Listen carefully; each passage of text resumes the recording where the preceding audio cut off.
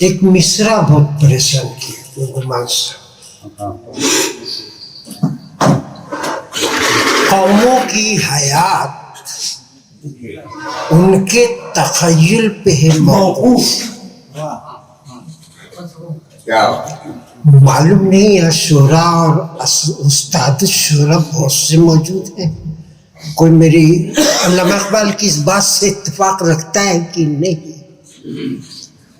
لیکن میں بس اسی پہ تھوڑی سی گفتگو کروں گا اور سبھی کی بھرپور توجہ اس لیے چاہوں گا کہ بہت ممکن ہے کہ یہ میری اور آپ کی آخری گفتگو، یہ آخری ملاقات.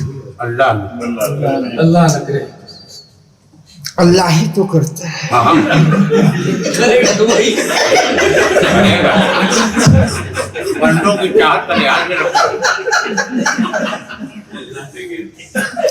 اور یہ بات اس وجہ سے میرا کہنا ضروری ہے کہ بہت ممکن ہے کہ اتنی خوشگوار فضا، اتنی خوشگوار گفتگو، اتنی خوشگوار باتیں اور اتنے خوشگوار لوگ ایک بدگوار کے لیے اکٹھا ہو یا نہ ہو.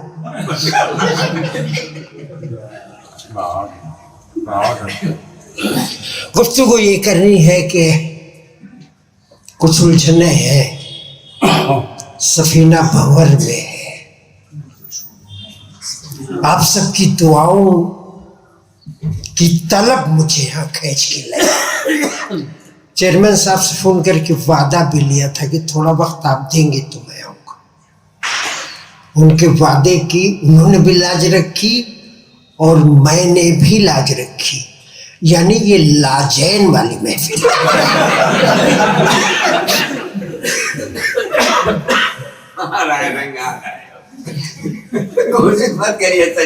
کہنا یہ ہے کہ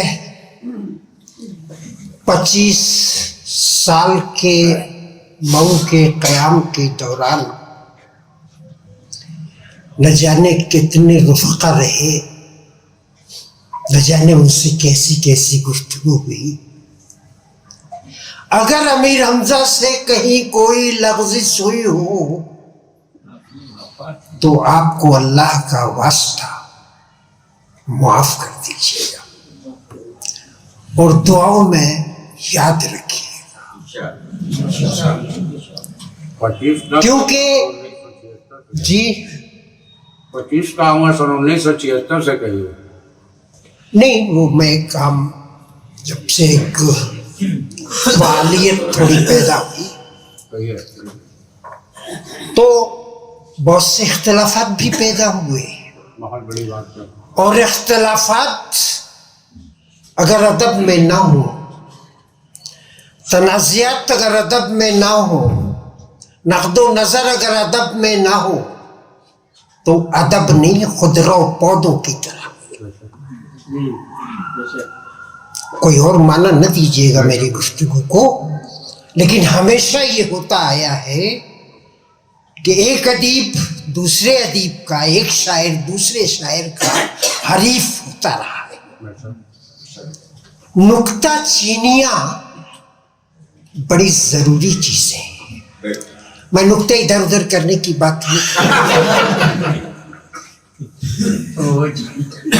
وہ سب ہو چکی ہے. مجھے بات یہ کرنی ہے کہ اردو کی جو صورتحال ہے، میں نے علامہ اقبال کا مصرع پڑھا کہ قوموں کی حیات ان کے تخیل پہ ہے موقوف. تو جب زبان ہوگی تب تخیل کام آئے گا، جب لباس ہوگا تو بدن کام آئے گا. آپ لباس سل لیں، اسے پہنانے کے لیے جسم ہی نہ رہے تو کیا کریں گے اسے؟ اس لیے میں سارے ان احباب سے اور نوجوانوں سے اور بزرگوں سے یہ کہنا چاہتا ہوں کہ اردو کا تحفظ بہت ضروری ہے. زبان بہت متاثر ہو چکی ہے यहाँ मऊ में अल्लाह का करम है, लेकिन बाहर शैतान का बड़ा करम है। उर्दू के शायर गजल हिंदी में लिख के लाते हैं, वो पढ़ते हैं, कई महफिलों में मेरा इत्तेफाक। तो मेरा कहना ये है कि इससे पहले के किसी शायर की ये बात आपके कानों और दिमागों में बाज़गश्त बन जाए कि जो कल के बच्चे को दोगे किताब उर्दू की लगा के सीने से मस्जिद में जाके रख देगा।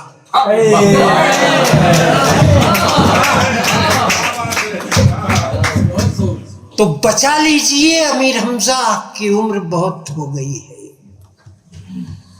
आपके दस्तों बाजू अल्लाह सलामत रखे। लेकिन उर्दू अमानतन हम तक पहुंची है। मैं चाहता था कि थोड़ा और ज़्यादा आप हजरात से गुफ्तगू करूं, लेकिन मौका मेरे पास नहीं है, वक्त नहीं है, और बहुत सारी गुफ्तगू हो चुकी। आज तो मुझे अपनी खामियां सुननी थी और मैं सोच के आया था कि कुछ मुझे मेरे बारे में मालूम हो जाएगा, लेकिन जब मुझे नहीं मालूम तो मुझे यकीन ही नहीं आता कि जो अशार बच्चे पढ़ रहे थे मेरे हैं। एक कैफियत होती है, हर शायर महसूस करता है इसको कि उसे पता नहीं चलता कि ख्याल कहाँ से आ रहा है और कहाँ से मौजू हो रहा है, कहाँ से शेर बन रहा है, कहाँ से नगमगी आ रही है, कहाँ से तगज़्ज़ुल आ रहा है और कहाँ से उसको इर्तिका और तशहीर मिल। कोई भी खालिक, कोई भी फनकार सोच ही नहीं पाता। मेरा अपना तजुर्बा है कि मैंने जब शुरुआत की तो ज़बरदस्ती रोकना पड़ा, जबरन रोकना पड़ा, ऐसे मरहले भी आए। मैं तो अखबार की दुनिया से वाबस्ता रहा हूँ और मेरा अदब या मेरी सहाफ़त या मेरे मज़ामीन ज़्यादातर अखबार की खाली जगह भरने के लिए हुआ करते थे। क्यों दानिश, गलत तो नहीं बोल रहे? हमजा भाई आज जगह बहुत है, ज़रा मुझे वो दौर भी याद है। डॉक्टर इम्तियाज नदीम साहब जब लेतू पे किताबत होती थी, मैं कातिब भी था, तो एडिटर साहब फरमाते थे कि ज़रा 3-4 लाइन में लिख दीजिए, उर्दू लिखिए, पढ़िए, बोलिए। 4 लाइनों की जगह खाली है पेज पर, तो मैं लिखता था, वो पेज पूरा हो जाता था। अब मुझे लगता है कि वही जगह बची है जहां ये लिखा है कि उर्दू लिखिए, पढ़िए, बोलिए, बाकी सब गायब है। जो ज़बा मिली वो कटी हुई, जो कलम मिला वो बिका हुआ। तख़य्युलात को नमनाक लेके आया हूँ, मैं खाकसार हूँ और खाक लेके आया हूँ।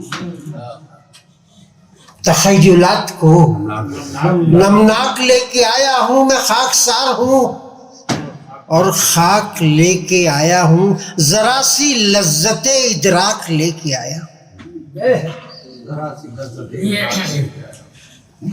मगर हक़ाइक़े सफ़ाक लेके आया हूँ। और जो उर्दू की किस्मत है, उर्दू की किताबों की किस्मत है, उसके तनाजुर में ये शेर सुन लीजिएगा कि जो हो सके तो बता देना जायका उसका, जो हो सके तो बता देना जायका उसका। ए दीमको नई खुराक लेके आया,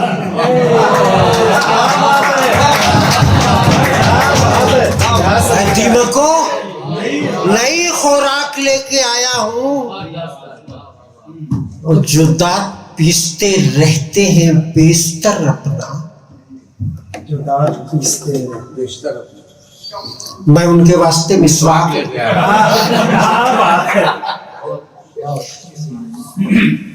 और जिसे घुमाओ तो कूजागरी का फन आ जाए। جسے گھماؤ تو کوزا گری کا فن آ جائے. اے دوستوں میں وہی چاک لے کے آیا ہے دوستوں. اور جس کے لیے اشعار کہے ملاحظہ کریں کہ کہیں سے ہیرے جواہر تو مل نہیں پائے, کہیں سے ہیرے جواہر تو مل نہیں پائے, تمہارے واسطے خاصا لے کے آئے.